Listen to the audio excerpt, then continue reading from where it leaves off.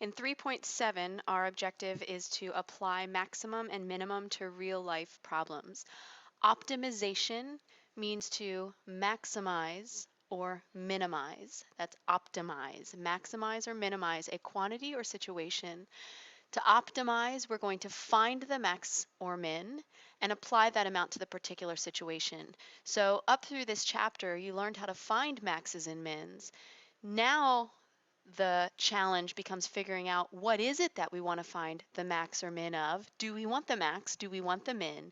And then creating an equation so we can use what we learned to find the max or min. For example, let's look at a situation. Number one, find the length and width of a rectangle with a perimeter of 200 meters and maximum area.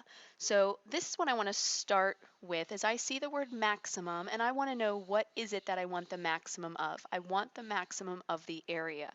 So I need an equation about the area of the rectangle. Sometimes it's helpful to have a picture, so I'm going to start with a picture. I'm going to draw a rectangle. Does it tell me its length and its width? No. Find the length and width. So let's label these with variables. Length and width. With a perimeter of 200 meters. So I know how x and y are related to each other, that the perimeter is 200 meters. So the perimeter means all around, the edges added all the way up. So x is here, that means x is here, and y is here. So 2x's plus 2y's make 200. That's the perimeter of the rectangle. I was going to put meters in there, but I don't want to confuse and make it look like we have more than two variables. Now what I'm trying to maximize is the area. So my main equation has to be what I'm trying to maximize. And if it's area, I want an equation that has to do with area. So I'm going to write that I know area of a rectangle is its length times its width. So if I'm calling length x and width y, I'm going to say x times y. The area is x times y.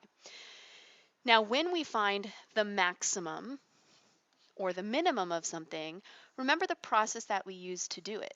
We find critical numbers. And how do we find critical numbers? Where the first derivative of some function is 0 or doesn't exist. Then maybe we need to make a number line. Sometimes we need to plug in y values, but we start with finding the critical numbers of a function or where the derivative equals 0 doesn't exist. So if I think about finding the derivative of this, that makes it a little bit more complicated because I have two variables. I only want one variable, so I'm going to try to use the fact that perimeter is 200, relating the x and the y, to get this so it only has one variable instead of two. So if I do some simplifying here, divide 2 out from all the terms gives me x plus y equals 100, and then maybe solving for y in terms of x, I get 100 minus x. Then take this and plug it into the y, and now my area equation is only a function of x. Now this makes it a little bit easier to do the find the critical numbers part. I'm going to do the derivative of this, but again, it's easier if I distribute the x, and I always want to go with what's a little bit faster. So I have my area, and I'm going to take the derivative of it in terms of whatever variable is over here, so the derivative with respect to x, or a prime. So the derivative of this, 100 minus 2x. Where does the derivative equal 0? So I'm going to set my derivative equal to 0. There's no place where it doesn't exist. And that's going to be where x equals 50. So I have one critical number where x equals 50. Most likely, if there's only one critical number, that means that that is the place where I'm going to have the maximum area.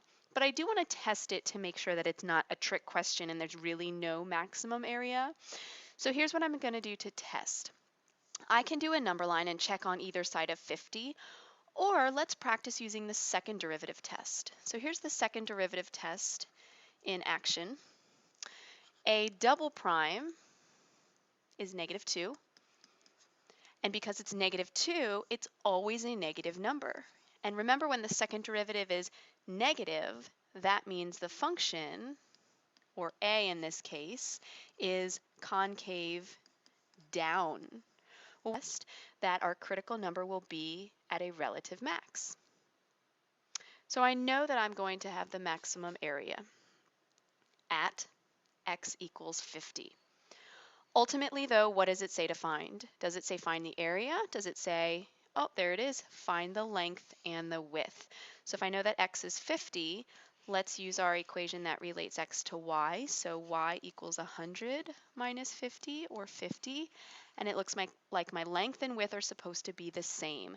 So the length and width are 50, and the units are meters. So 50 meters by 50 meters.